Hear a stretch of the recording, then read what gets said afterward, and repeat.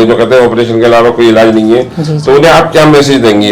मेरा तो उन सबसे यही मतलब मैसेज है, मेरा मैसेज का मैं तो रिक्वेस्ट भी करूंगी कि आप एक बार आइए, यहाँ आइए और देखिए डॉक्टर साहब को। आपने बहुत सारे डॉक्टर देखे होंगे अपने जीवन में, पर डॉक्टर शेरवानी को देख लीजिए एक बार, और अपनी परेशानियों को यहाँ परेशान होके आते हैं ना, लेकिन यहाँ परेशानी छोड़ी जाती है। वो परेशानी सारी अपने पास ले लेंगे और आपको स्वस्थ बना कर ही घर भेजेंगे। और ऐसा कोई डाउट नहीं है, आप एक बार आओ, आपको 3